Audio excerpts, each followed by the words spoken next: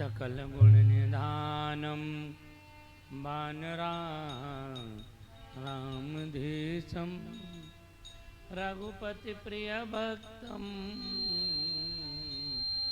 वात जातम नमामि।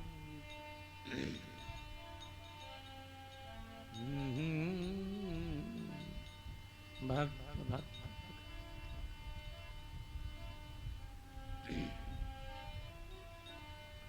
शंकरं शंकराचार्यं केशवं बादरायणं सूत्रभाष्यकृतौ वन्दे भगवन्तौ पुनः पुनः।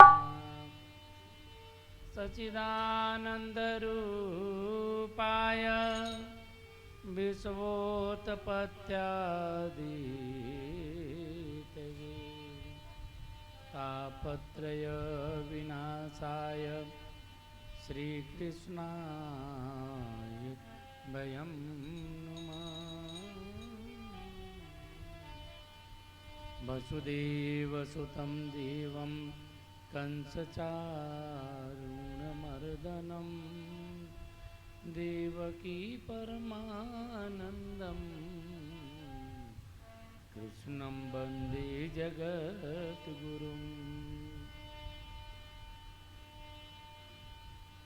कृष्णं नारायणं वन्दे कृष्णं वन्दे व्रजप्रियं कृष्णं द्वैपायनं वन्दे कृष्णं वन्दे पृथासुतं। कृष्णाय वासुदेवाय हरे परमात्मने प्रणतः क्लेशनाशाय गोविंदाय नमो नमः।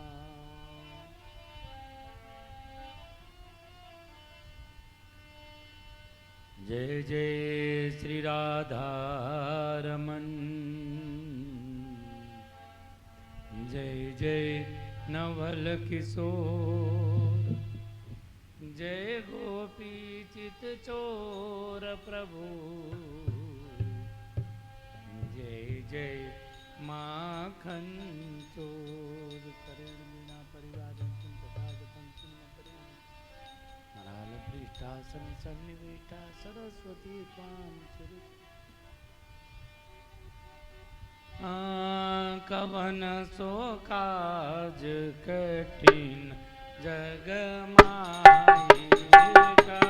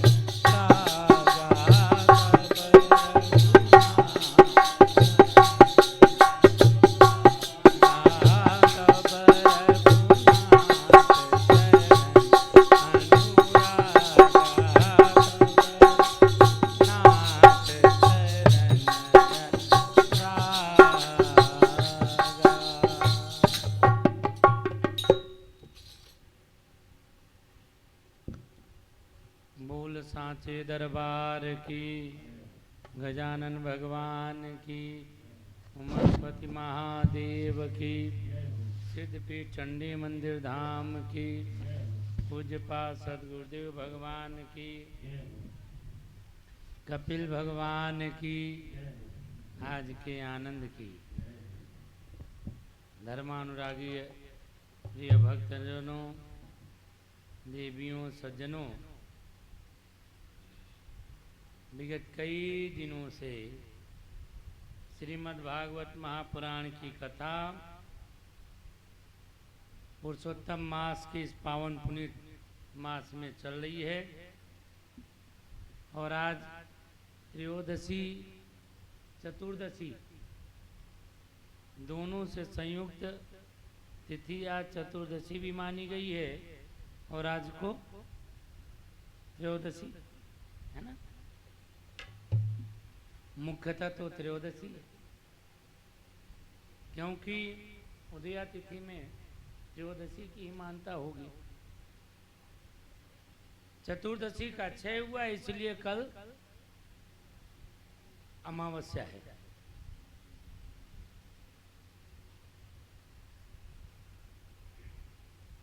तो भगवान भोलेनाथ की, नारायण की और माता चंडिका की बड़ी आनंददायी कृपा है। ऐसी कृपा है कि कई दिन बीत गए। कई दिन कितना, जब शुरू किया था तो बड़ा लंबा समय लग रहा था और आज आते आते कथा में उस दिन में आकर पहुंच गए कि जो कथा का आज विश्राम का दिन आ रहा है कि आज 30 दिन हो गए। हो गए, हाँ, कल को मिला करके 30 हो जाएंगे। तो पूरे पुरुषोत्तम मास में भगवान वृंदावन बिहारी लाल की अनुकंपा से निर्विघ्नता पूर्वक कथा चलती आई और आज हम सब लोग भगवान की इस पुनीत कथा को सुनने के लिए और करने के लिए तत्पर हुए हैं।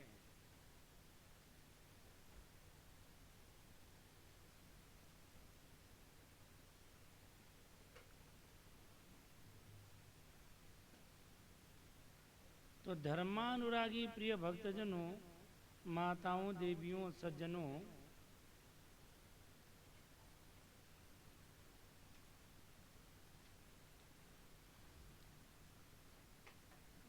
पूर्व संचित पापेन व्याधि जायते। पूर्व के पाप से व्याधि आती है। व्याधि का मतलब समझते हैं? हैं?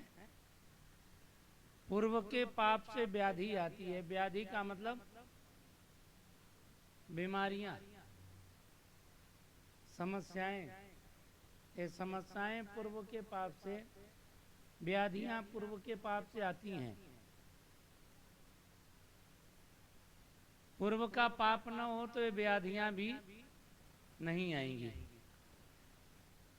जहां पर हम दूसरे को दोष लगाते हैं, कारण बनाते हैं, वहां पर यदि बुद्धि से, विवेक से ये समझें कि ये फल जो मुझे मिल रहा है ये पूर्व का पाप है,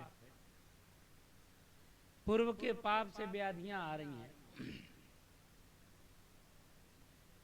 और व्याधि आने पर ज्यादा से ज्यादा व्यक्ति के, भाई औषधि का उपचार तो करना ही करना है और व्याधि को मिटाने के लिए अच्छी औषधि का प्रयोग तो करना ही चाहिए। उसके साथ साथ में भगवान नाम संकीर्तन भी करना चाहिए, जिससे कि व्याधि इस जन्म में तो आ गई, उसे झेल रहे हैं, ये व्याधि चल करके अगले जन्म में न चली जाए, उसको रोकने के लिए हैं, उसको रोकने के लिए अगले में न जाए तो क्या करना चाहिए? भजन करना चाहिए। हैं दूर भगा रहे।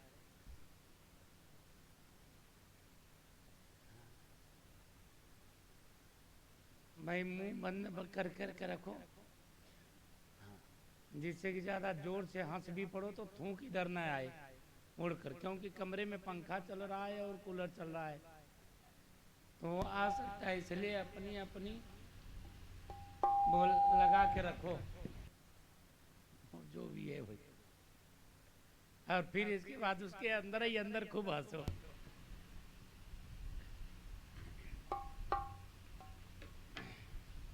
डिस्टेंस बनाना जरूरी है और खुद भी सुरक्षित रहना और दूसरे को भी सुरक्षित रखना भी जरूरी है। ये भी जो है इस समय का ऐसा कुछ अपराध रहा होगा कि जिसमें ऐसी बीमारी आ गई, ऐसा कुछ दोष रहा होगा जिसके कारण ये आदि व्याधि आती जा रही हैं। लेकिन खुशी की बात है कि अब धीरे धीरे ये व्याधि जाने की ओर है, और जब जाने की ओर हो तो दूरी बना के रहते हैं लोग, है ना, दूरी बना के रहते हैं, जाते समय और बढ़ा के पता नहीं कितना क्या खींच ले जाए। इसलिए बड़े सावधानी के साथ में दूरी बना करके मसूका लगा के रखो। बच्चा बात समझा करो। हाँ।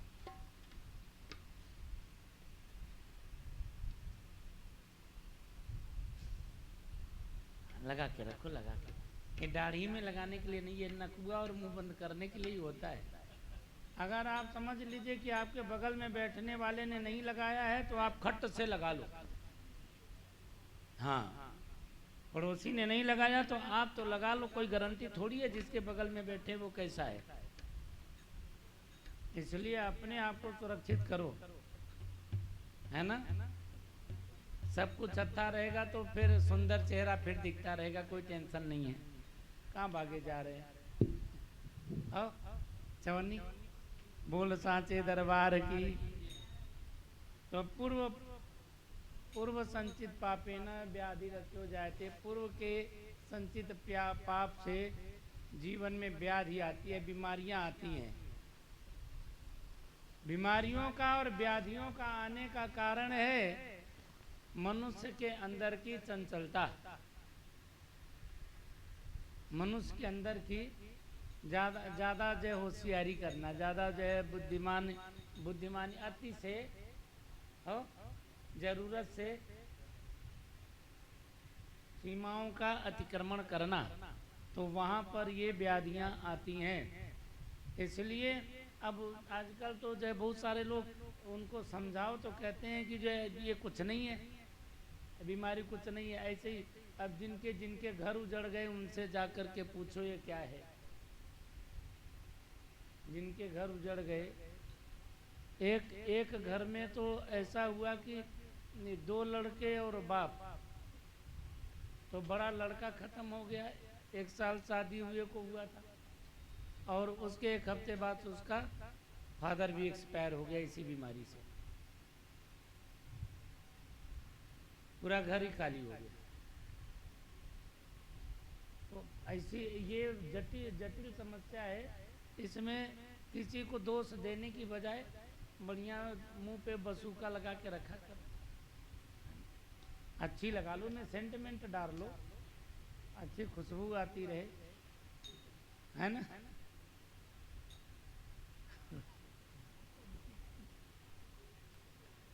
वही वाला बोल सांचे दरबार की।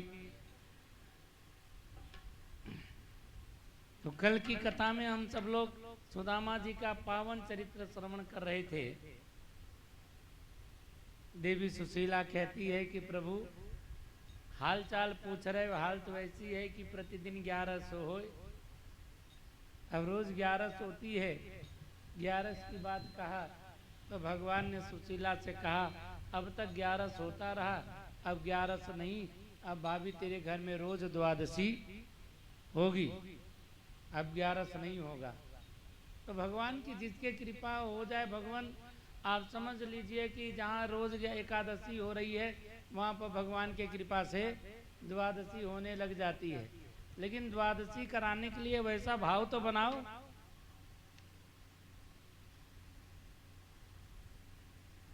लोग कहते हैं भगवान आते नहीं हैं, लोग कहते हैं भगवान आते नहीं हैं, और मीरा जैसे कोई प्रेम से प्रभु को बुलाते नहीं हैं।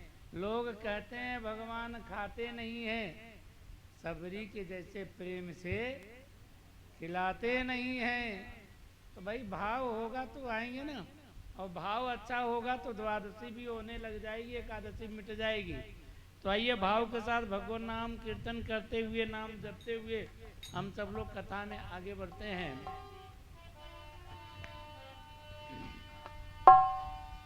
आओ मेरे राम, आओ घन श्याम, आओ मेरे राम, आओ घन श्याम, आओ मेरे राम, आओ घन श्याम,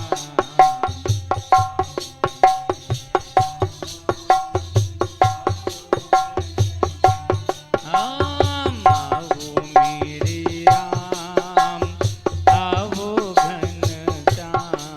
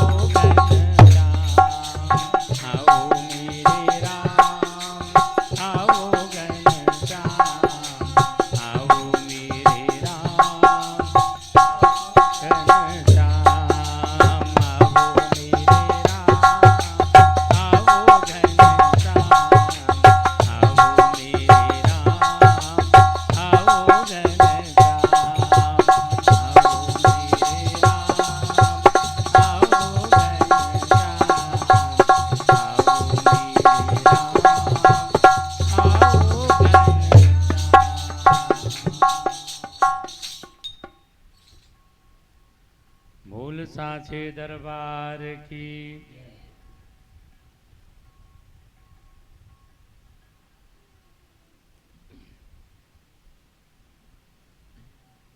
द्वैपायनो नारदश्च च्यवनो देवलो असितः विश्वामित्र सतानंदो भरद्वाजवथ गौतम। राम सशिष्यो भगवान वसिष्ठो गालवो भृगु पुलस्त्य कश्यपो अत्रि मार्कंडेयो बृहस्पति। हे राजन, भगवान कुरुक्षेत्र में धर्म क्षेत्रे कुरुक्षेत्रे समय होता युवयो सुबह माम का पांडवा च किम कुर्वत संजय। भगवान कुरुक्षेत्र में जाते हैं। कुरुक्षेत्र में तो सब गए होंगे। कुरुक्षेत्र में जाकर के भगवान पूरे परिवार के साथ, जितनी उनकी पत्नियां हैं उनके साथ, 16,108 पत्नियां, उनके पिताजी माताजी, सब लोग कुरुक्षेत्र में स्नान करते हैं। और उस पावन पर्व पे स्नान करके सभी भाई बंधुओं रिश्तेदार एक दूसरे से मुलाकात करते हैं। जिनसे बिछड़े हुए बहुत समय बीत गए उन सब से मुलाकात होती है कुरुक्षेत्र में। कुरुक्षेत्र हमारे देश का बड़ा पावन पुण्य पवित्र तीर्थ क्षेत्र है। देखिए, आप द्वारिकापुरी से भगवान कृष्ण ग्रहण पड़ने पर स्नान करने के लिए कुरुक्षेत्र में आए। महाभारत करवाना था, लड़ाई करवानी थी, तो भी भगवान वहां से कुरुक्षेत्र में आए थे। कुरुक्षेत्र, कुरु का मतलब कर्म क्षेत्र है। यहाँ कर्म करो और उसका फल पाओ। जैसा बीज बोओगे वैसा वैसा वृक्ष पैदा होगा, उससे वैसा फल प्राप्त होगा। ये कुरुक्षेत्र है। तो कुरुक्षेत्र में भगवान अपने पूरे परिवार के साथ में आए, माता पिता पत्नियों पुत्रों के साथ में। और उधर से नंद जी यशोदा जी जितने भी ब्रजवासी थे वृंदावन के, वो सब लोग भी कुरुक्षेत्र के उस पावन पुण्य तीर्थ में पहुंचे। सब लोग तीर्थ में पहुंच करके तीर्थ का सेवन किया। और सेवन करने के पश्चात इस पावन क्षेत्र में बड़े बड़े ऋषि महात्मा भी आए थे। साधु संत भी कुरुक्षेत्र का सेवन करने के लिए जाते हैं। द्वैपायन नारद च्यवनो देवलो असित विश्वामित्र, द्वैपायन ऋषि आए थे, नारद जी आए थे, च्यवन मुनि आए थे, देवल ऋषि आए थे, विश्वामित्र आए थे, सतानंद आए थे, भरद्वाज और गौतम ऋषि भी आए थे, राम परशुराम जी भी आए थे, सब शिष्यों के साथ में आए थे। और वशिष्ठ जी आए थे, गालो मुनि आए थे, पुलस्त कश्यपो अत्रिश्च, कश्यप ऋषि और अत्रि भी आए थे वहां पर। मार्कंडे बृहस्पति ही, मार्कंडे ऋषि भी आए थे। और देवताओं के जो गुरु हैं वो बृहस्पति भी आए थे। इतने बड़े बड़े संत महात्मा महापुरुष उस स्थल पर तीर्थ का सेवन करने के लिए आए थे। इन सभी को देख करके वसुदेव और देवकी ने प्रणाम किया। भगवान ने भी इन सब लोगों का बड़ा आदर किया, बड़ा सम्मान किया। आदर सम्मान करके इनसे कुछ ज्ञान की चर्चा करने लगी। तो ज्ञान की चर्चा करने पर इन सभी संतों ने कहा कि राजन, अपने इस भूभाग पर बड़ा सुख भोगा और सुख की प्राप्ति होती यज्ञों से। यज्ञ करने से भगवान नारायण प्रसन्न हुआ करते हैं। आपको भी यज्ञ करना चाहिए। नमस्तस्मै भगवते कृष्णाय कुंठ मेधसे स्वयोग माया छन्न महिमने परमात्मने। भगवान ने उन सब लोगों का स्वागत किया और ऋषियों ने भगवान को वंदन किया। भगवान ने प्रणाम। भगवान की यही तो बड़ी विचित्र लीला है। भगवान धर्मराज युधिष्ठिर से कहते हैं कि जो मेरा भक्त मेरा भजन करता है, मैं भी अपने उस भक्त का स्मरण करता हूँ, मैं अपने उस भक्त का चिंतन करता हूँ जो भक्त मेरा चिंतन करता है ना। यही जो है प्रकृति का एक नियम है। जो जिसका सिमरन करता है, जो जिसका चिंतन करता है, तेहि के तेहि पर है, तेहि के तेहि पर विशेष स्नेह है। उसका उसके ऊपर बड़ा स्नेह हो जाता है, जो जिसके जिस भाव से चिंतन करता है, जो जिसको जिस भाव से स्मरण करता है। एक बात ध्यान रखना, यदि आप किसी के लिए बुरा सोचोगे तो सामने वाला एक न एक दिन आपके लिए बुरा सोचने लग जाएगा, उसके अंदर में आ जाएगा, ऐसा भाव हो ही जाता है। ये प्राकृतिक नियम ही है। जहीं पर जहीं की विशेष स्नेह, जिसके जिसके ऊपर स्नेह होता है वो उसे अपने आप स्मरण करने लग जाता है, और जिसके ऊपर विशेष द्वेष हो, द्वेष करना भी ना, दिन भर चिंतन करो, इसने मेरे साथ ऐसा कर दिया, इसने मेरा ये कर दिया, इसने मेरे को वो जो है धोखा दे दिया, इसने मेरी बात नहीं सुना, इसको मैं देखो तो उसका नाम लेते ही एकदम से आग बबूला हो जाए, उसका नाम लेते ही सारी कहानी खोल दे, तो ये भी एक विशेष प्रेम है। ये भी स्मरण कह रहे ना कि द्वेषात् भयात् कंस, द्वेष से, भय से, प्रेम से, संबंध से, जिस प्रकार से भी उसका नाम स्मरण करेंगे वो आपको प्राप्त हो जाएगा। जैसे कई बार आपकी जिसके साथ बनती नहीं, आप उसे दिन भर याद करते रहो तो बार बार आपके सामने आएगा, समझ, वो बार बार वही दिखेगा, वही चेहरा सामने आएगा। और आप उसका नाम भूल जाओ, उसे याद ना करो, तो आपको कभी नहीं दिखेगा। आपको कभी विशेष तरह से पूछना पड़ेगा, अमुक व्यक्ति दिखता नहीं भाई, तो जिसको आप बार बार स्मरण करेंगे वो आपको प्राप्त हो जाएगा। ये किसके लिए कहा गया है? भगवान के लिए, सीता जी के लिए कहा गया, रुक्मिणी जी के लिए कहा गया, यहाँ पर भक्तों के लिए कहा गया। तो भगवान भी यहाँ पर अपने उन भक्तों को स्मरण करते हैं, अपने उन भक्तों को याद करते हैं जो हर समय भगवान को याद करते हैं, उन्हीं का भजन भगवान भी करते हैं। इसलिए भगवान ने इन सभी ऋषियों को स्वागत किया, सम्मान किया, तो भगवान ने भी ऋषियों को प्रणाम किया, स्वागत किया कि हमारे बड़े अच्छे भाग है, आप लोगों का यहाँ पर आगमन हो गया, और ऐसे ऐसी संत महान विभूतियाँ, ऐसे ऐसे बड़े महापुरुष पधारे। तो जैसे संतों का आगमन बड़े भाग तब जानिए, बड़े भाग तब जानिए जब संत का मिलना होए। बड़े भाग जब जानिए जब संत का आवन होए हैं, और संतन के आवन से सब दुख दरिद्रता दूर होए। संतों को मिलने भी, संतों के मिलने से दुख का, दरिद्रता का नाश हो जाता है। जब संत मिलते हैं तो झंझट से बचाने का प्रयास करते हैं। कई ऐसी कथा सुना चुका मैं आप लोगों को कि संतों के आगमन से, संतों के मिलने से झंझट से मुक्ति प्राप्त होती है, उलझे हुए मैटर सुलझ जाते हैं। संत कभी उलझाने के लिए नहीं आते। हर समय ध्यान रखना, आप लोगों को बड़े पते की बात कह रहा हूँ कि संत कभी जिंदगी में किसी को उलझाता नहीं है। लेकिन अब आपका मन उलझा रहे तो उसमें कोई कुछ नहीं कर सकता। संत तो हर समय सुलझाने के लिए आता है कि मन की खटपटी मिटाओ, सारा अच्छा होगा, है ना। मन में जो खटपटी, किंतु परंतु तेरा मेरा, ये सारा खटपटी मिट जाए तो जो है जीवन आसान हो जाएगा, जीवन सरल हो जाएगा। और मिटे नहीं जब तक खटपटी, तब तक जीवन सरल होने वाला नहीं है, आसान होने वाला नहीं है। तो संतों के मिलने से, संतों के आने से जीवन आसान होता है, जीवन सरल होता है।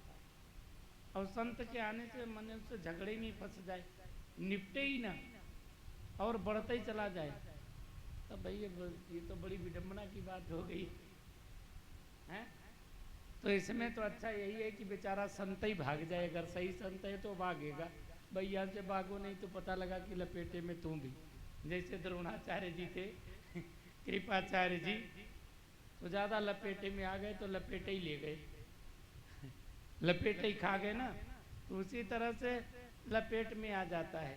इसीलिए लपेट में चपेट में आने से बचने के लिए उस जगह कोई छोड़ करके किनारे हो जाओ, तो लपेट में और चपेट में और घसीट में नहीं आओगे।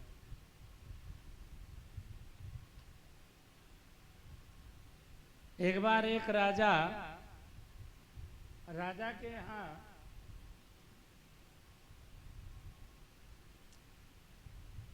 सारी प्रजा सुखी थी, प्रसन्न थी, और राजा की मित्रता हो गई नगर सेठ से। नगर में एक सेठ रहता था, तो नगर के सेठ से राजा की मित्रता हो गई, और राजा के पास भी धन था उस समय, और सेठ के पास भी बहुत धन था। सेठ के पास बहुत धन, राजा के पास बड़ी दिन तक मित्रता चलती रही।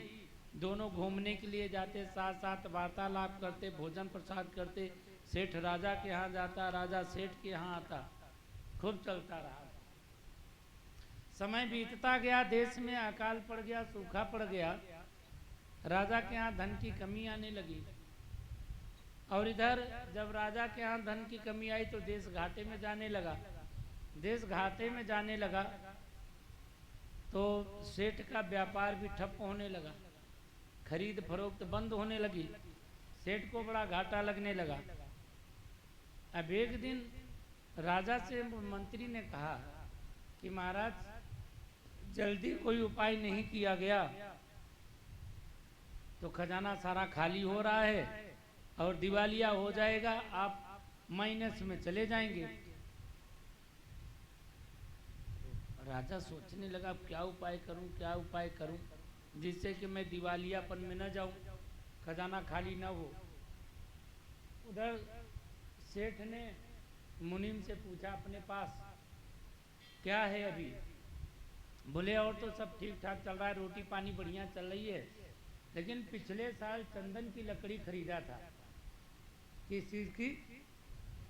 चंदन की लकड़ी खरीदा था, और चंदन की लकड़ी बड़ी महंगी खरीदा था, और सूखा पड़ रहा है तो कोई चंदन की लकड़ी खरीद नहीं रहा है, और नीचे से कीड़े लकड़ी को खा रहे हैं। चंदन की लकड़ी नीचे से खाई जा रही है, और मार्केट में चंदन का रेट भी गिर गया है, मंदा हो गया है। तो यदि ऐसे ही मंदा रहा तो चंदन के एक खराब होने से और माइनस में जाने से अपना सारा व्यापार ठप हो सकता है। बोले देखो कोई रेट के रेट बेच दो चंदन। चंदन पर दाव लगाया था राजा ने और सेठ ने, रेट का रेट। बोले कोई आधे रेट में नहीं ले रहा, तुम कह रहे रेट के रेट में बेच दो, आधे वाला भी नहीं। यहाँ बड़ा सेठ परेशान हुआ, फिर तो बड़ा चौपट हो जाएगा, मैंने जिससे खरीदा था अभी उसका भी उधारी देना है, तो अपनी पूंजी भी लगी है और उधारी भी देना है। अगर लकड़ी खराब हो गई, रेट के रेट भी नहीं गई, तो उधारी वाले को उधर देना पड़ेगा और इधर अपना व्यापार चौपट हो जाएगा, मैं तो कंगाल हो जाऊंगा। अब ऐसा क्या किया जाए कि जिससे मेरी चंदन की लकड़ी सारी बिक जाए। रात में सोया तो सोचते सोचते उसे कहीं की कहानी याद आई, कहीं कि अमुक जगह का एक राजा मर गया था, तो उसको चंदन की लकड़ी में जलाया गया था। हमारे यहाँ पड़ोस के राजा मर गया था, तो उसको चंदन की लकड़ी में जलाया गया। तो सेठ सोच रहा है हमारा राजा भी मर जाता, अपना राजा भी मर जाता तो जो है ये भी चंदन की लकड़ी में जलाया जाएगा, तो चंदन खरीदने हमारे यहाँ आएंगे, और मैं अपने रेट का और उसके ऊपर अपना प्रॉफिट दोनों मिला करके सेठ को राजा को बेच देता, तो राजा का जो है राजा भी फूक जाता, उसका काम हो जाता, और हमारा भी काम हो जाता, हमारी लकड़ी बिक जाती, सब हमें प्रॉफिट भी हो जाता। अब सेठ रात में जब ऐसा सोचा तो वो सोचता ही रहा। जब रात में कई बार आप लोग भी ऐसा करते होंगे, जो रात में सोचने लग जाए तो सोचते सोचते वो इतना ज़्यादा सोचने लग जाता है कि रात में नींद उड़ जाती है ना।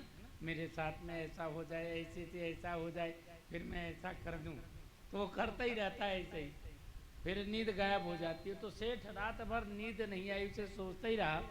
और दूसरी तरफ उसी दिन राजा ने भी, जब इधर सेठ सोच रहा था तो राजा ने भी सोचना शुरू किया। राजा सोच रहा है कि अकाल पड़ रहा है, खजाना खाली है, और मंत्री कह रहा था कि जितना खजाना अपने पास में पड़ा है इससे कुछ कम खजाना सेठ के पास में है। यदि सेठ का खजाना अपने पास में आ जाए तो पूरी सरकार 1 साल तक चल सकती है, 1 साल में तब तक काम हो जाएगा। तो क्या करें, ऐसा सेठ के ऊपर कोई मिलावट का कुछ ऐसा आरोप लगा करके और सेठ को जेल में बंद कर दें, सेठ को काल कोठरी में बंद कर दें, और सेठ का जितना भी माल है सब जब्त कर लें, राज खजाने में जमा करा लें। तो इससे हमारे यहाँ का अकाल मिट सकता है। दोनों बड़े घने मित्र हैं, परम मित्र है, एक दूसरे के लिए जान देने वाले हैं, एक दूसरे के प्रति तीसरे की जान लेने वाले हैं। लेकिन देखिए, जब बुद्धि में विकार आता है तो कोई कारण विशेष नहीं होता, क्यों कारण हो जाए इसका कोई पता नहीं है ना। बुद्धि के विकार में, अब बुद्धि में तो विकार ऐसा भी आ जाए। हमने तो यहाँ पे देखिए, यहाँ ललितपुर में तो मैंने ऐसे ऐसे लोगों को देखा। आप यहाँ बैठते हो, रोज बैठते हो, और तुम्हें देखने वाला जो है कहो परसों तुमको गाली देने लग जाए और गुरुजी को भी देने लग जाए। अब क्यों दे रहा है, कोई कारण नहीं है।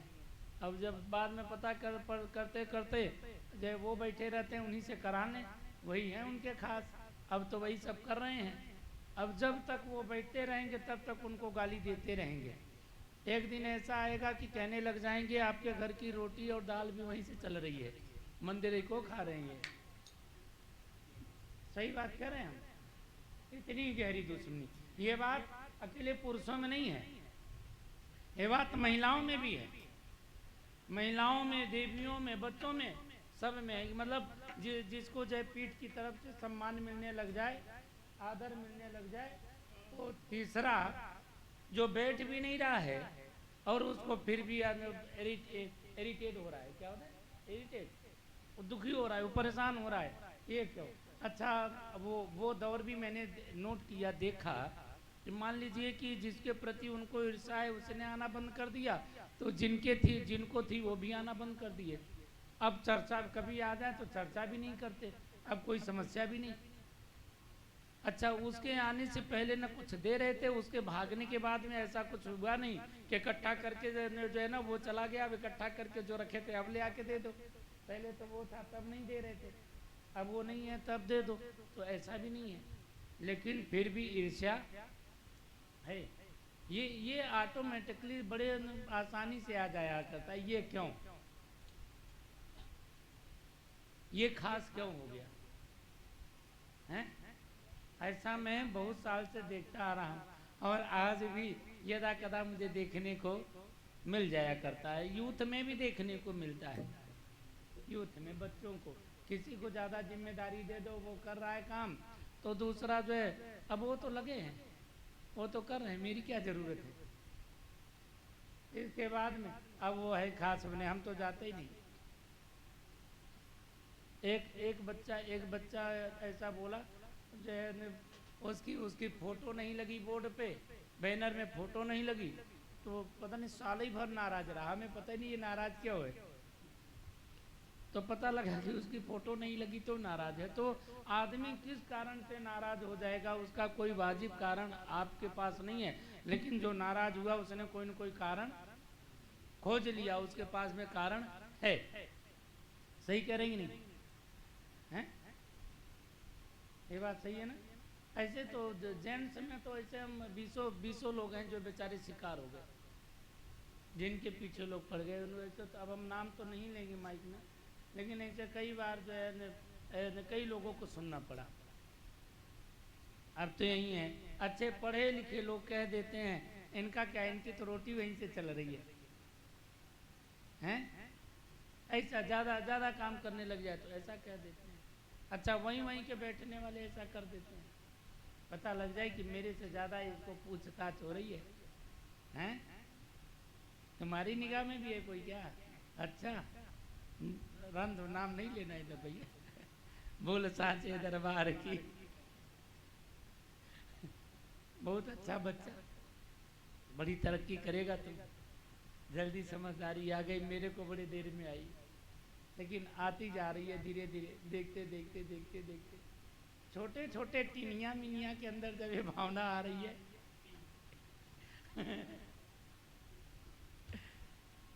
तो बड़े लोगों की क्या बात करूं मैं। बोल साचे दरबार की।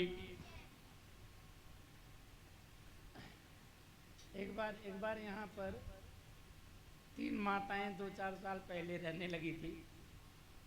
तो तीनों आपस में एक दूसरे को ढूंढने के लिए घूम रही थी। और ढूंढने के लिए इसलिए घूम रही थी, जैसे मैं कभी कभार 6 महीने में साल में आया, तो आने पर मान लीजिए कि कोई माता से मैंने कहा, माता जी ठीक ठाक हो, कोई तकलीफ तो नहीं है? तकलीफ हो तो बता देना, आपकी दूर की जाएगी। और जैसे जो है वो सारी खड़ी हैं। अच्छा, जिसकी तरफ हमने जो है इशारा करके कह दिया या जिससे सामने खड़े होकर कह दिया, उनको लगा इसी से कहा, मेरे से नहीं कहा। अब वो उसको ढूंढने के लिए घूमती थी। ये है, ये ना होती तो मेरे से पूछते। हम मान लीजिए अगली बार उससे पूछ दिया तो हमें पता लग गया कि ये लोग इसलिए लड़ते हैं, तो मैं भी ऐसे ही करने लगा। मैं भी कभी कभार एक हफ्ते में एक से पूछ लेता था और 2 को जो है देखता भी नहीं था। और वो एक दिन ऐसा आया कि लठ ले लेकर के बाहर लड़ने के लिए तैयार। मैंने कहा इनको भगाओ, इनके अंदर में भक्ति नहीं है, इनके अंदर में ईर्ष्या भरा हुआ है, ऐसे ईर्ष्यालु जीव की आवश्यकता नहीं। तो ये चीजें देखने को मिलती है यहाँ राजा के दृष्टांत से। ये राजा ने सेठ के प्रति और सेठ ने राजा के प्रति मन में द्वेष भर लिया, ईर्ष्या भर ली, एक दूसरे को दंड देना चाहते हैं, मारना चाहते हैं, उनका धन हड़पना चाहते हैं, धन के लिए दोनों के अंदर का भाव बदल गया। तो एक दिन जिस दिन ये भाव आया उसके अगले दिन नहीं मिले। सुबह जो है अपने अपने काम में रहे। अब वो मना रहा है राजा मर जाए, वो सोच रहा है सेठ की गलती पकड़ो। तो 1-2 दिन बीत गया। 1-2 दिन बीत गया तो जो है एक संत का आगमन हुआ। शहर में संत का आगमन हुआ और संत के आगमन से ढिढोरा पिट गया। भाई संत आए हैं, सब लोग सत्संग सुनने के लिए आए। तो सेठ ने व्यवस्था करा दिया और भेष बदल करके राजा भी जो है सत्संग सुनने के लिए आया। सत्संग सुनते सुनते बस यहीं पर ईर्ष्या द्वेष मान अपमान का प्रसंग चल रहा था कि जो जैसा कर्म करता है वैसे ही फल प्राप्त करता है। सो परत्र दुख पामहि सिरि धुन धुनि पछिताहि, काल ही कर्म ही ईश्वर ही मिथ्या दोष लगाई। उसे उसी प्रकार का फल प्राप्त होता है जो जैसा कर्म करता है। जो बोता है उसे वही काटने को भी मिलता है, इसे कोई रोक नहीं सकता। जब मैं किसी के प्रति मन में कुभाव पैदा करूंगा तो वो भी कुभाव पैदा करेगा। मैं किसी के प्रति सद्भाव पैदा करूंगा तो मेरे के प्रति भी दूसरा सद्भाव पैदा करेगा। तो एक सज्जन ने पूछ लिया कि जैसे संत लोग हैं, संत सबका भला चाहते हैं, तो जो है जो दुष्ट लोग हैं वो क्यों नहीं संतों का भला चाहते, वो सबका भला क्यों नहीं चाहते? बोले ये तो प्रवृत्ति है, ये तो प्रवृत्ति है, ये तो आदत है। एक आदत बन जाती है दूसरे की बुराई देखना, ये प्रवृत्ति है। दूसरे में कमी ढूंढना ये प्रवृत्ति है। इस प्रवृत्ति का कोई उपाय नहीं है, क्योंकि भगवान कृष्ण ने भी दुर्योधन से कहा था कि तुम थोड़ा बहुत ज्ञान हो धर्म का, लोगों का भला सोचा करो, लोगों से मित्रता का भाव रखो, द्वेष मत करो। बोले कृष्ण जो तुम मुझे समझा रहे मैं सब जानता हूँ, मैं सब जानता हूँ, मुझे कुछ समझाने की जरूरत नहीं, मैंने भी वेद पढ़ा हुआ है। जानाति पापम न च मे निवृत्ति, जानामि धर्मम न च मे प्रवृत्ति, केनापि देवेन हृदि स्थितेन यथा नियुक्तोऽसि तथा करोमि। जानाति पापम न च मे निवृत्ति,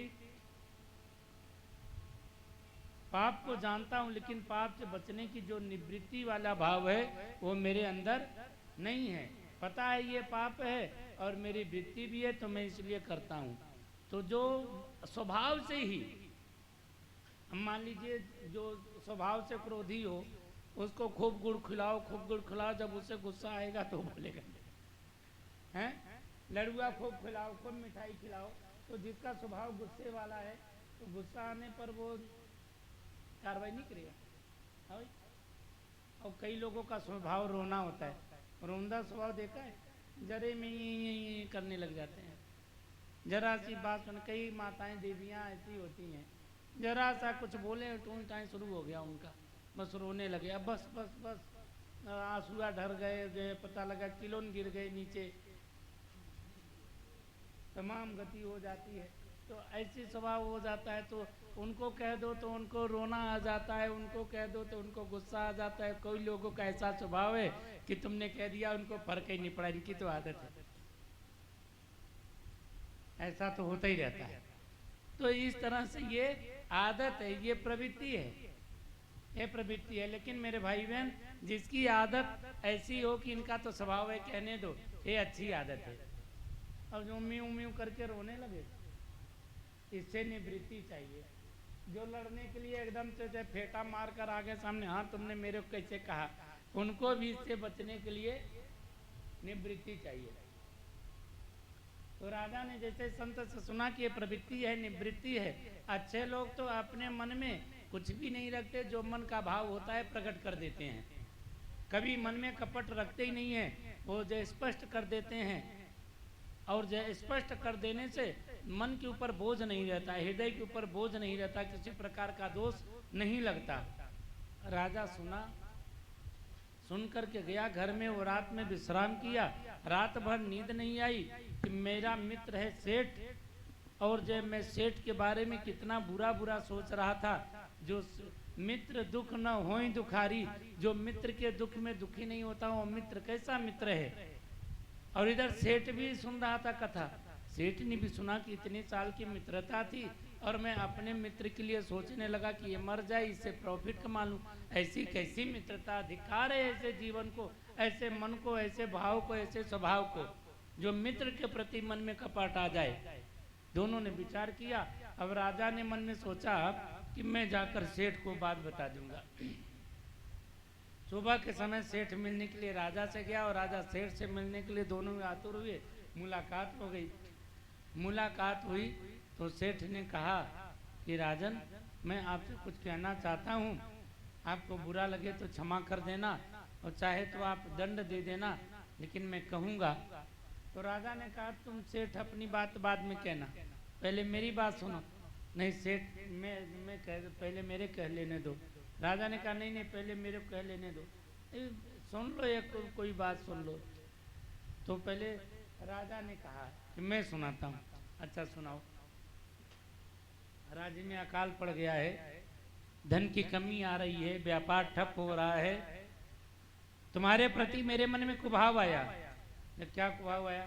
मेरे मन में ये कुभाव आया कि राजा के कापियों में कुछ न कुछ कमियां तो होगी, और आज मैं तुम्हारे घर में छापा डलवाने वाला था। आज तुम्हारे घर में छापा डलता तो तुम्हारे यहाँ की कमियां निकाल करके कई सालों का घोटाला निकालना था, और घोटाला निकाल करके मैंने तुम्हें काल कोठरी में बंद कर देना था, तुम्हें दिवाला करके तुम्हारा सारी संपत्ति माल खजाना हड़प कर लेना था, और उससे हम राज्य का संचालन करते। एकदम से सेठ डर गया।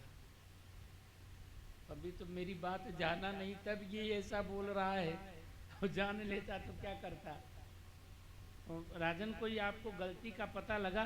बोले कोई गलती नहीं है, आपकी कोई गलती नहीं है, कहीं पर गलती नहीं है, लेकिन मेरे मन में एक पाप पैदा हुआ कि सेठ के साथ में ऐसा कर दूं तो मेरा भला हो जाएगा। तो सेठ बोला अब क्या करना चाहते हो? बोले जैसे पहले थे अब आपके साथ वैसे मिलके रहना चाहते हैं, आपसे वैसे कर लेंगे, उससे ज़्यादा कुछ नहीं करने वाला। मेरे मन में पाप आया था, मैंने तुम्हारे सामने व्यक्त कर दिया। जिससे कहते हैं मन में पाप आए तो कह दो, तो उस पाप का फल नहीं भोगना पड़ता, उस पाप का दोष नहीं लगता, और मन में लेकर के उसको घुमाते रहो घुमाते रहो घुमाते रहो, है तो बड़ा बुरा होता। कई लोग क्या करते हैं, जैसे गैस कांड कर देते और बैठे रहते हैं और बैठे बैठे धीरे धीरे छोड़ते रहते हैं, तो बड़ी बड़ी मरने वाली स्थिति बन जाती है। इसीलिए मैं कहता हूँ दूर दूर बैठा करो, बोल साचे दरबार की। तो जो मन में ले करके बैठे रहते हैं वो धीरे धीरे बड़ी सड़न वाली स्थिति पैदा हो जाती है और उससे आगे चल करके सड़ा ही परिणाम मिलता है। इसलिए भाव व्यक्त कर देना अच्छी बात होती है, जो कहना है वो कह दो, मन में कम से कम घुटन तो नहीं होगा, मैंने कहा नहीं, क्या पता कह देने से कुछ अच्छा हो जाता। तो इसलिए मैंने तुम्हें बता दिया। सेठ जान गया कि इनके मन में ऐसा भाव आया, तो इन्होंने बता दिया, अब मेरे ऊपर कार्रवाई नहीं करेंगे। तब सेठ ने कहा कि राजन, जैसे तुम्हारे मन में ख्याल आया वैसे मेरे मन में भी ख्याल आया। अच्छा, तुम्हारे मन में यही ख्याल आया था? बोले नहीं नहीं, मेरे मन में और दूसरा ख्याल आया था।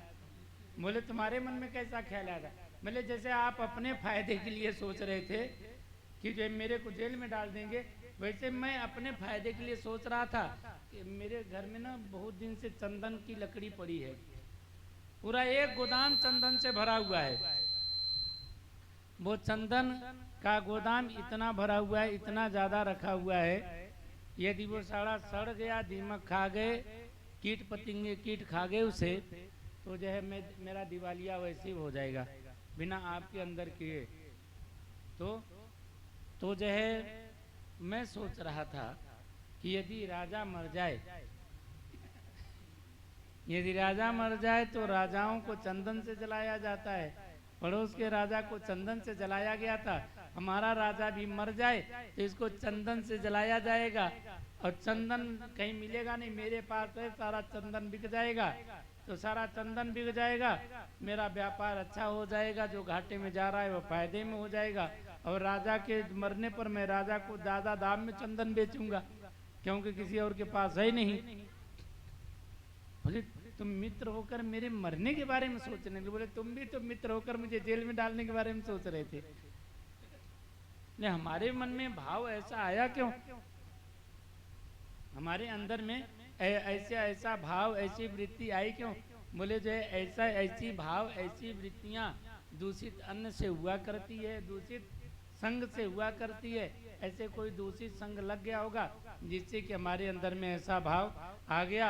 लेकिन मैं तो चाहता हूँ कि मेरा राजा बड़ा न्यायप्रिय है, मेरा राजा तो जो 1000 साल की उम्र वाला हो। राजा ने कहा मित्र, मेरे मन में कुभाव आया, इसी करके लगता है तुम्हारे मन में भी आया। तो जो जिसके लिए जैसा सोचता है उस सामने वाले के मन में भी कोई न कोई कुभाव पैदा हो जाया करता है, वो चाहे बड़े खास मित्र हों। इसलिए अपने खास मित्र के लिए बुरे भाव मत सोचा करो, बुरे भाव मत सोचो। अच्छा नहीं है तो कुछ मत सोचो उसके लिए, लेकिन बुरे भाव बिल्कुल मत सोचो, नहीं तो बुरे भाव तुम्हारे आएगा तो उसके भी आएगा। तो बच गए, संत आ गया बीच में। बीच में कौन आ गया?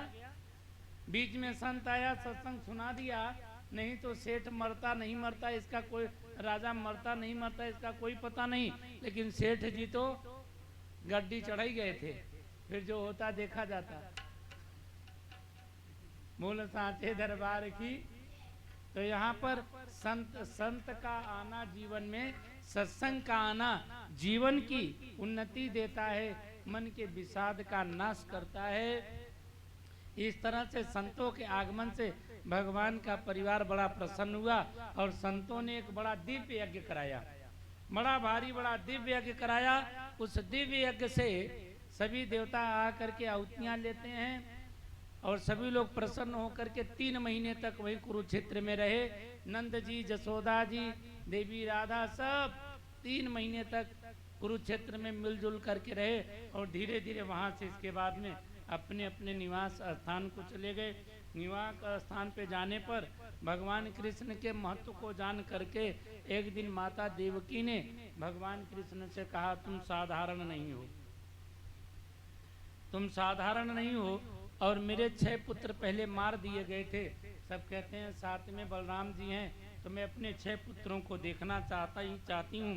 तथा मैं कुरुतम कामम युवा योगेश्वरेश्वरऊ भोजराज हतान पुत्रान काम दृष्टुमान। उसने मेरे 6 पुत्रों को मार दिया था, आप वो 6 पुत्र लिया करके मुझे दिखा दो।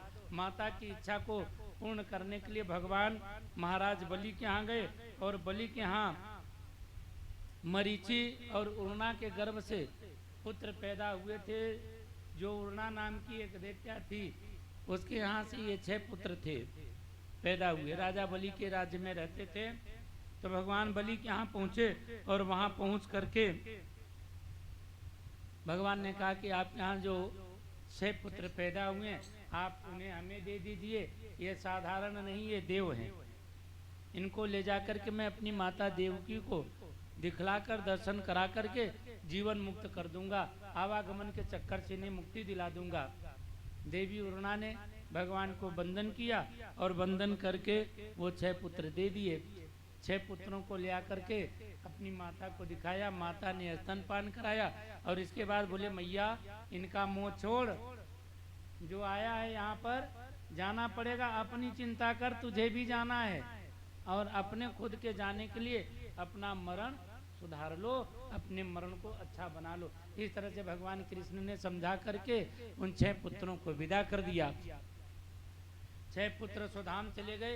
ये 6 पुत्र वो थे जो ब्रह्मा जी को मोह होने पर, ये 6 देवता थे, इन्होंने भगवान ब्रह्मा जी के ऊपर हंसी कर दी, उनका मजाक उड़ा दिया। तो ब्रह्मा जी उन्होंने श्राप दे दिया, जाओ तुम्हें मृत्यु लोक में मनुष्य के रूप में जन्म लेना पड़े, मनुष्य के रूप में जन्म लेना पड़े। यही पहले हिरण्यकश्यपु के पुत्र हुए और वहां से मरे। फिर इसके बाद में देवकी के हुए, देवकी के यहाँ से मरने के बाद में ये महाराज बलि के यहाँ, उर्णा के यहाँ जन्म लिए। आज भगवान कृष्ण ने इनको मुक्त कर दिया। बोल सांचे दरबार की। तो जिसको भगवान से प्रीति हो जाती है, भगवान उसकी सब कामना पूरी करते हैं, है ना। अरे इसी पे मेरी लगी श्याम संग प्रीत दुनिया क्या जाने,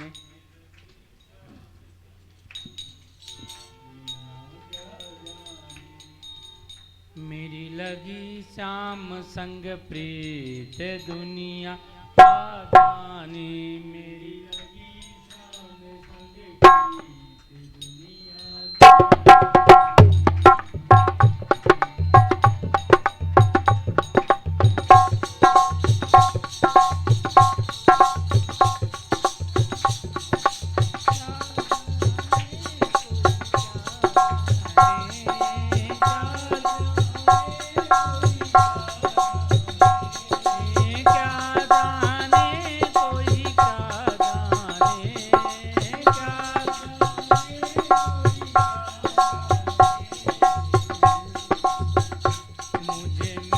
गया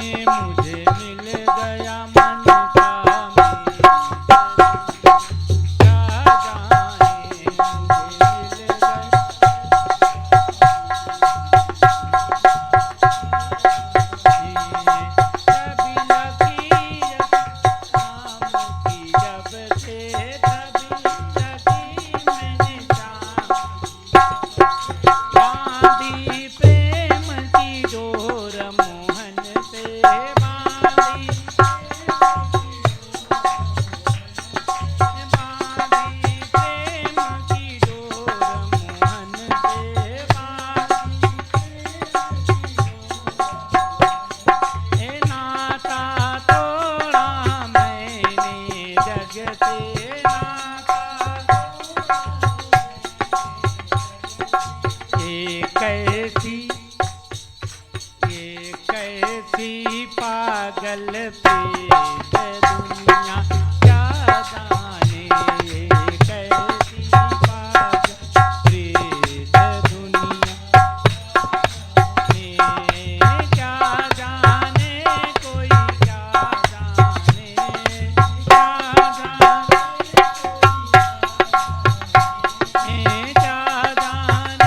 कोई क्या जाने, मुझे मिल गया मन का मीत दुनिया क्या जाने, मुझे मिल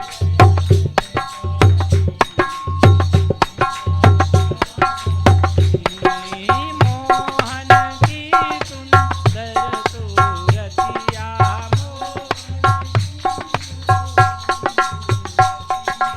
मन में बस गई मोहनी मूरतिया, मन में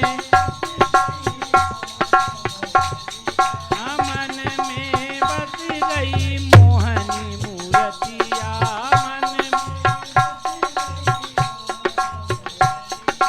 लोग कहे मैं भई बावरिया, लोग जब से ओढ़ी श्याम चुनरिया, जब से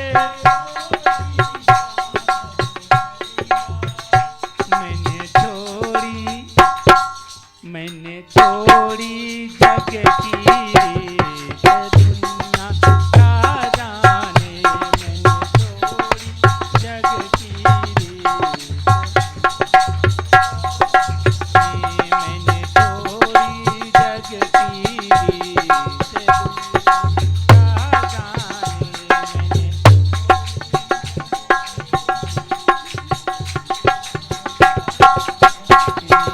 मोहन ने ऐसी बंसी बजाई,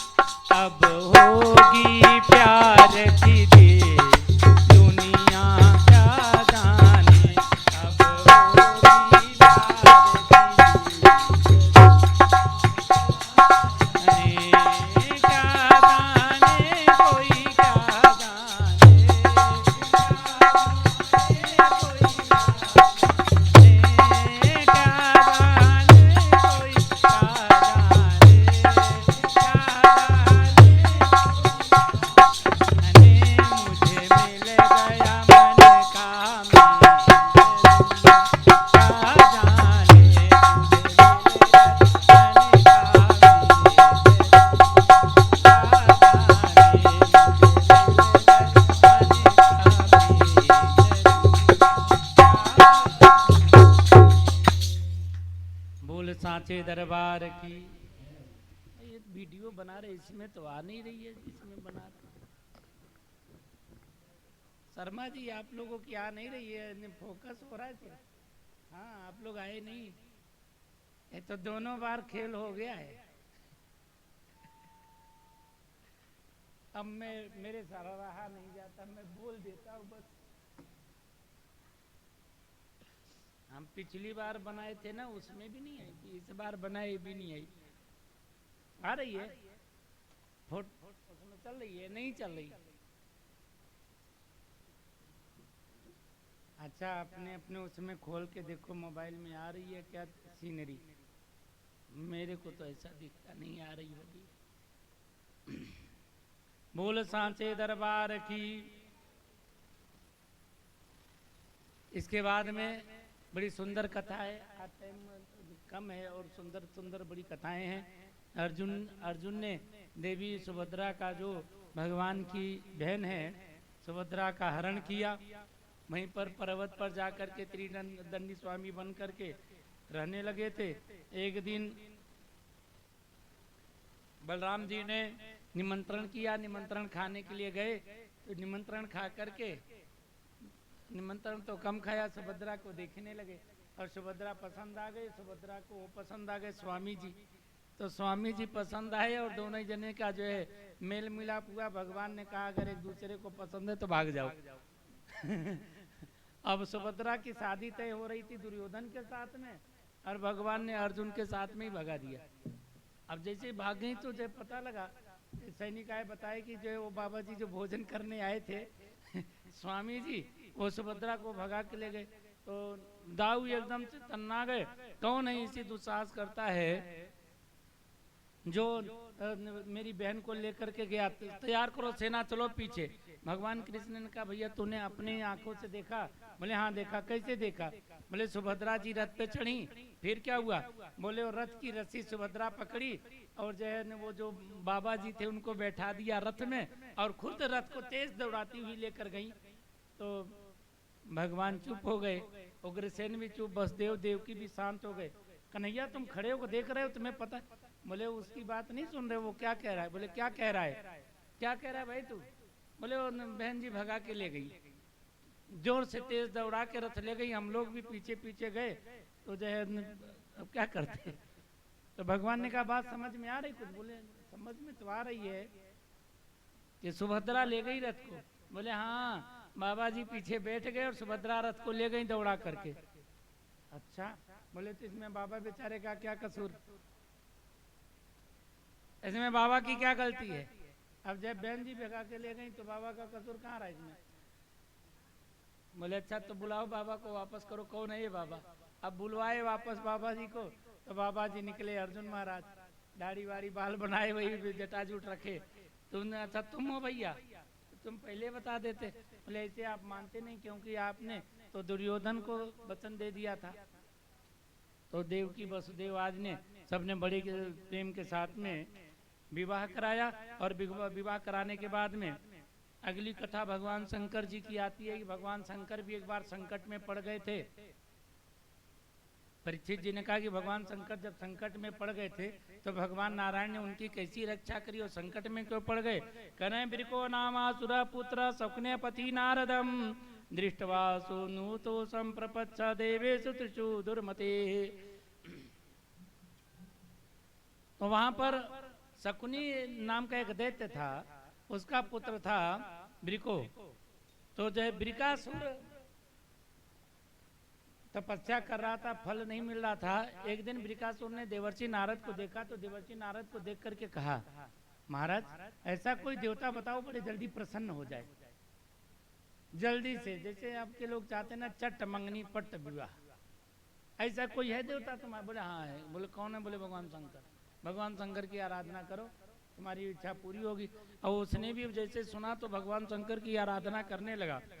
भगवान शंकर की आराधना किया, भगवान शंकर प्रकट हो गए। सरल देवता है भगवान शंकर। अब प्रकट हो गए तो बोले बता भाई क्या तेरी तमन्ना है, क्या इच्छा है? तो उसने कहा यस यस करम हम शीर्षनी धास्य स प्रियता नामिनी, जिसके जिसके सिर पर मैं हाथ रखूं, यस्य यस्य करम शीर्षनी, मतलब ये शीर्षनी मतलब यहाँ पे सिर, जिसके यस्य यस्य जिस जिसके शीर्ष पर कर का मतलब हाथ, जिसके जिसके सिर के ऊपर मैं हाथ रखूं, धासे सा मृतामृति, वो जय तत्काल भस्म हो जाए, मृतामृति मर जाए, उसकी मृत्यु भगवान ने कहा तथा जा दिया। भगवान शंकर जैसे जाने लगे तो देखा बड़ी सुंदर पार्वती संगे आई थी। ले सुनो सुनो, तुम वरदान दे के जा रहे हो, ना बताओ ये वरदान सही में दिया है कि नहीं? बोले सही में दिया। बोले मेरे को तो देवर्षि नारद ने कहा था कि जो है आपका वरदान कभी कभी गलत भी हो जाता है, जब से आपने विष पिया है तब से आपका वरदान ऐसा ही है, पक्का नहीं है कि फल मिलेगा कि नहीं मिलेगा। बोले फिर क्या करें? बोले परीक्षा करनी है। बोले कहाँ कैसे करेगा परीक्षा? तुम्हारे सिर पे हाथ रख कर देखूंगा तुम्हारा वरदान सही है कि झूठे। अब भगवान ने कहा कि मेरे सिर पे हाथ रखेगा? बोले हाँ तुम्हारे ही रखूंगा। तो देवी पार्वती का हाथ पकड़ा और भागे वहां से थे, चल यहाँ से, ये तो पागल है, तो मेरे सिर पे हाथ रखा। अब लगे भागने भगवान शंकर वहां से। अब भागते भागते वो भी तेज पीछे आए हुए और भगवान भागे जा रहे भागते भागते बहुत दूर चले गए। तब जो है भगवान शंकर भगवान नारायण की प्रार्थना करते, दीन दयाल विरुद्ध संभारी, हरहु नाथ मम संकट भारी। भगवान शंकर ने भगवान नारायण को स्मरण किया तो भगवान शंकर जाकर के छुप गए गहन वन में। और भगवान मोहिनी देवी का रूप बनाए और रूप बना करके एकदम से गेंद को खेलते हुए रास्ते में आ गए। तो देखा अरे ये तो जो देवी लेके गया वो शंकर उससे भी सुंदर लग रही है, और रुक गया। तुमने यहाँ एक बाबा को भागते हुए देखा? कौन से बाबा? बोले अभी वो बड़ी सुंदर स्त्री लेके गए।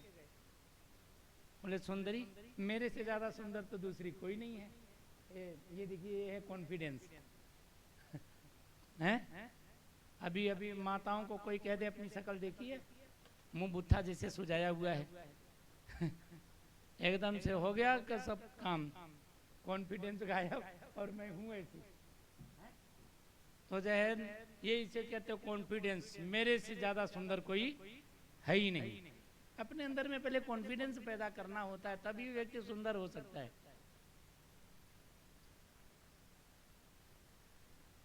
तो जय देवी ने कहा कि मेरे से ज्यादा सुंदर कोई हो ही नहीं सकता, मेरे से ज्यादा सुंदर। वो भी जब ध्यान से देखा तो कहता सही में इससे ज्यादा सुंदर कोई हो ही नहीं सकता। अरे उसको छोड़, इसी को सुनो, तुम्हारा कोई पति है कि नहीं, शादी वादी हो गई कि नहीं? अरे पागल, मैं भी कुमारी हूँ, मेरे को पति की बात करता है, बुद्धि भ्रष्ट हो गई तेरी, तो मेरे से शादी करोगी? डायरेक्ट पूछा। बोले तेरे शादी करने से फायदा क्या होगा? जिसके सिर पे हाथ रख दो वो भस्म हो जाता है। अच्छा ऐसी बात है? सब राजा मेरे बस में है, देवता मेरे बस में है। हाँ तो तू शादी करने लायक है, ऐसे पति तो चाहिए था मुझे। और कोई गुण? बोले और कोई गुण नहीं आता, मेरे अंदर एक ही गुण है। बोले फिर शादी नहीं हो सकती? क्यों नहीं हो सकती? अरे हमारे यहाँ शादी में बड़ी परीक्षा होती है, घर के लोग परीक्षा लेते हैं तब जय पास करते हैं। बोले कैसी परीक्षा? बोले नट डांस होता है, नट नृत्य होता है हमारे यहाँ जो है। मैं अपने मन से शादी नहीं कर सकती, मेरे माता पिता तुझे स्वीकार करेंगे तभी शादी होगी। बोले कैसे स्वीकार? बोले मैं कह दूंगी तो मान जाएंगे, मेरे मम्मी पापा बड़े अच्छे हैं, मेरी बात मानते हैं। अच्छा फिर तुम हाँ कर दे। बोले मैं भी हाँ जब भी करूंगी जब तुम्हारे अंदर वो गुण होगा। कौन सा गुण? नाचना आना चाहिए, नट विद्या आनी चाहिए। आती तुम्हें? नाचना तो नहीं आता। मैं तुझे पसंद नहीं? बोले पसंद हो, पूरी तरह से पसंद हो, बस नाचना मैं तू सिखा दे मुझे, मैं नाचना जान जाऊँ। मोहिनी देवी ने कहा अच्छा ठीक है, पहले नाच के दिखाओ। कभी नाचे हो पहले? थोड़ा बहुत टेढ़ा मेढ़ा नाचा होगा। बोले ऐसे नहीं काम चलेगा। बोले फिर कैसे चलेगा? बोले अच्छा करो, जैसे जैसे मैं नाचूंगी वैसे वैसे तुम भी नाचना। तो भगवान पहले मोहिनी नारायण नृत्य करने लगे। अब नृत्य कला में जो है कोई नारायण से आगे है? कन्हैया के नृत्य पर पूरी गोपियां झूमती रहती थी, पूरा वृंदावन उंगली पे उठाए रहते थे। भगवान ने जैसे नृत्य करना शुरू किया मोहिनी नारायण ने, तो बड़ा भाव विभोर हो गया और वो भी वैसे वैसे मुद्रा करने लगा। अब मुद्रा करते करते थोड़ी देर में उसको अपने भाव भंगिमा में ग्रसित कर लिया, अपने ओर आकर्षित कर लिया, और आकर्षित करके अब कभी हाथ ऐसे ऊपर कर, कभी ऐसे करके, कभी ऐसे ऐसे करके नाचते नाचते अब एक हाथ कमर पे रखा और एक सिर पे रखा। जैसे एक हाथ देवी ने कमर पे रखा, एक सिर पे रखा, उसने भी एक हाथ कमर पे रखा और सिर पे रखा। तो जैसे सिर पे रखा, स्वाहा धा सती, दूसरे को स्वाहा करने गया था, खुद ही स्वाहा हो गया।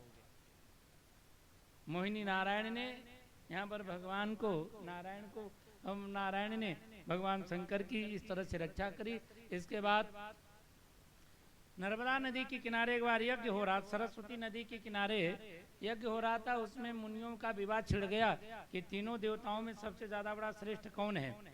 श्रेष्ठता की बात आई, बड़ा बोल साथे दरबार की 7 भी बज गए हैं। तो भाई नारायण के देवताओं में सबसे बड़ा कौन है, इसकी परीक्षा लेने की बात आई। तो जो है किससे परीक्षा ली जाए, कैसे क्या परीक्षा होगी बता भाई। अभी यहाँ किसी को सबसे बड़ा चुनना हो तो कैसे चुनोगे, या तो उम्र से चुन लेंगे, लेकिन बुद्धि विवेक सब चीजों से कैसे होगा। तो उन्होंने परीक्षा लिया, परीक्षा लेने के लिए गए ब्रह्मा जी के पास। ब्रह्मा जी को प्रणाम नहीं किया भृगु जी ने। ब्रह्मा जी बड़े नाराज हुए, अरे बड़ा दुष्ट है, प्रणाम नहीं करता मेरा पुत्र होकर। माँ से सब बात बताकर चले गए, शंकर के पास गए। शंकर जी अपना अग्रज देख करके आए, सम्मान किया। जैसे सम्मान किया, अरे भभूति लगा करके मेरे नजदीक मत आना, अभी तेरे ठीक कर दूंगा मैं, दूर रह। भगवान शंकर को क्रोध आया, इसको इतना मारूं ना त्रिशूल ही त्रिशूल। तो भगवान शंकर को क्रोध को देवी पार्वती ने शांत कराया, ऐसा नहीं करना चाहिए, ब्राह्मण है, ब्राह्मण का सम्मान करना चाहिए, बैठो चुपचाप। बैठा लिया शंकर को, और शंकर जी बैठ गए। तो वहां से गए भृगु जी, सीधे भगवान नारायण से सैया पर सो रहे थे। जोर से लात मारा विष्णु के छाती में। जैसे छाती में मारा तो भगवान नारायण उठे और उठ करके भृगु ऋषि के चरण को पकड़ के दबाने लगे। ऋषिवर, मेरा कठोर हृदय है और तुम्हारा कठोर पद, कोमल पद अगामी, आपके ये कोमल कोमल चरण है, इसमें चोट तो नहीं लगी? क्षमा करें मुनिवर, आपके आने पर मुझे उठ करके आना चाहिए था, आपका स्वागत करना चाहिए था, मुझसे गलती हुई है और उस गलती के लिए मैं आपसे क्षमा मांगता हूँ। आपके चरण चिन्हों को आज से मैं अपने हृदय में धारण करूंगा। जैसे भृगु ऋषि से इस तरह से कहा, तब भृगु ऋषि ने उन सब लोगों को बताया कि मैं इस कारण से आया था, और वापस लौटकर सरस्वती नदी किनारे आए। ऋषियों ने पूछा, बताओ कौन श्रेष्ठ है? तीनों की बात बता दी। ब्रह्मा जी प्रणाम न करने पर नाराज हो गए, और जरा सा मैंने भभूति की बात कर दी तो शंकर नाराज हो गए, और विष्णु के छाती में लात मारा तब पर भी उन्होंने प्रणाम किया और बोले, ब्राह्मण मेरा बड़ा आदरणीय है, पूज्य है, मुझे इनको दुख पहुंचाने पर मुझे कष्ट होगा, और मैंने आपका सम्मान नहीं किया, स्वागत नहीं किया, इस बात का मुझे बड़ा खेद है, बड़ा दुख है। ऐसा कह करके आदर किया। तब सब ऋषियों ने कहा कि नारायण अग्र पूजनीय है, नारायण की यहाँ पर श्रेष्ठता सिद्ध हुई। बोल सांचे दरबार की। अब भगवान की सारी लीलाएं संवरण हो रही हैं। एक दिन भगवान ने देखा कि मैंने पृथ्वी से भार उतारने के लिए सभी दुष्टों दैत्यों का तो वध करवा दिया, लेकिन अभी कुछ बचे हुए हैं। कृत्वा दैत्यवधम कृष्ण सरामो यद वीरवृत युवावतार यद भारम जविष्टम जनक कलीम। तो भार को उतारने के लिए भगवान ने सबको दुष्टों को तो मार दिया, मरवा दिया। अब घर में भी कुछ बचे थे, घर में कुछ बचे थे। कौन बचा था? जो यदुवंशी लोग थे, ये भी ऐसे थे। यदुवंशियों में 3,88,000 तो आचार्य थे, 301 करोड़, 3 नहीं 301 करोड़ एक, क्या है इसमें? तीसरा कोट सहस्राणाम अष्टावनशीति शतानि च। 3,188,000 आचार्य थे। आचार्य का मतलब गुरु। कितने थे? 3,188,000। आचार्य थे। और इनमें से जो आचार्य जी थे उनके पास एक एक हजार एक एक के पास शिष्य थे। कितने हो गए? अब घर पे जाके उसमें कैलकुलेटर पे चेक करिएगा। 3,188 आचार्य थे और 3,188 आचार्यों में एक एक आचार्य के पास एक एक हजार कुमार थे। वो भी कुमारिका नहीं, लड़के शिष्य थे, कुमार शिष्य थे, उनके एक एक हजार। फिर उनकी पत्नियां, उनकी मम्मियां, उनके पापा, ये सब अलग से हैं। वो सब गिनते रहना आप लोगों को बड़ी प्रसन्नता मिलेगी। बोल सांचे दरबार की। और पूरा हिसाब किताब लगा लेना तो कला के बता देना। तो भगवान ने देखा कि इतनी बड़ी संख्या का मेरा परिवार, ये तो पूरे संसार को तहस नहस कर देगा। अब तो ये देवताओं से भी नहीं डरते। उसी समय भगवान ने प्रमुख संतों का आवाहन किया। विश्वामित्रो असिता कन्वो दुर्वासा भृगु अंगिरा कश्यपो वामदेवो अत्रि वशिष्ठो नारदादय। तो पिंडारक क्षेत्र में भगवान ने इन सभी ऋषियों को विश्वामित्र, असित, कण्व, दुर्वासा, भृगु, अंगिरा, कश्यप, वामदेव, अत्रि, वशिष्ठ, नारद आदि ऋषियों का आगमन हुआ। ये सब ऋषि जब आ गए तो भगवान ने बड़ा भारी इनका स्वागत किया। इन लोगों ने यहीं पर चातुर्मास किया। चातुर्मास करने पर संतों ने विधि विधान पूर्वक शिक्षा दीक्षा दिया। भाई संतों का आदर करना चाहिए, कभी उनका अपमान नहीं करना चाहिए, कभी उनको हेय भाव से दृष्टि से नहीं देखना चाहिए। जो अग्रज हैं उनको सम्मान करो, प्रणाम करो, उसको आयु विद्या बुद्धि बल की वृद्धि होती है। इस तरह से 4 महीने तक वो प्रवचन देते रहे। 4 महीने के बाद जब जाने का समय आया तो अंतिम समय में जितने भी भगवान के पुत्र थे उन सब के मन में शंका हुई, ये बाबा लोग बढ़िया बढ़िया खाते हैं, रोज आज ये बनाओ, आज ये बनाओ, आज मंगौड़ी बनाओ, आज तस्मई बनाओ, आज खीर बनाओ, आज बड़ा बनाओ, आज पकौड़ी बनाओ, हैं आज बेसन वाली बनाओ, आज मूंग वाली बनाओ। तो खा खा के ये पेट फुलाए रहते हैं। ये भजन भी कुछ करते हैं, कुछ ज्ञान भी है कि बस ऐसे खाते रहते, आर्डर चलाते रहते हैं। परीक्षा लेने की मन में भावना हो जाती है ना। बाबा लोग इसे बोलते रहे रोज रोज तो मन में भाव आ ही जाता है। देखें तो सही इनके अंदर क्या है दम। अब परीक्षा लेने के लिए उन लोगों ने क्या किया कि जो जामावंती का पुत्र है उसका नाम है सांब। सांब बड़ा सुंदर है, सांब बड़ा सुंदर है। उस सुंदर को चुनरी उड़ा दिया, लेडीज वाले कपड़े पहनाकर नई नवेली दुल्हन बना दिया।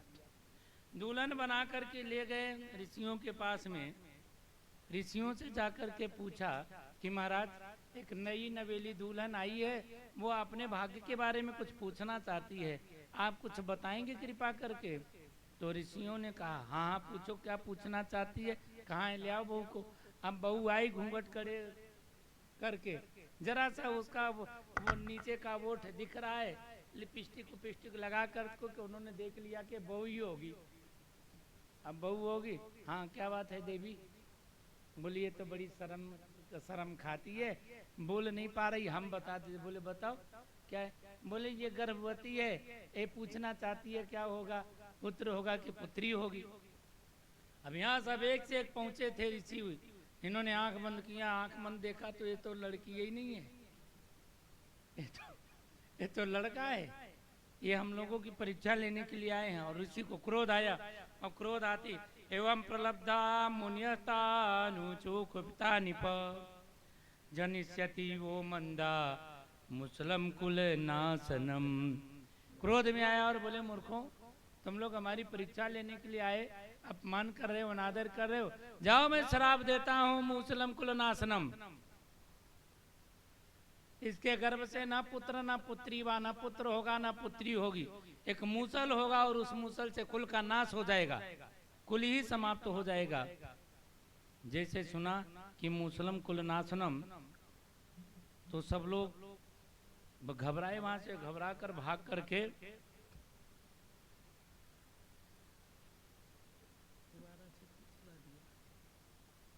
बोले सांचे दरबार की।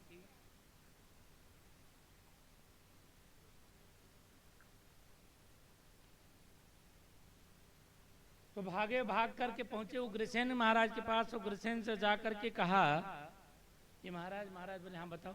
हम लोग तो हंसने खेलने गए थे, बाबा लोगों ने जान लिया कि ये गर्भवती स्त्री नहीं है, तो उन्होंने श्राप दिया। क्या श्राप दिया? बोले मूसलम कुल नाशनम, मूसल होगा उससे कुल का नाश। जैसे कपड़ा खोला पेट का, उसमें से मूसल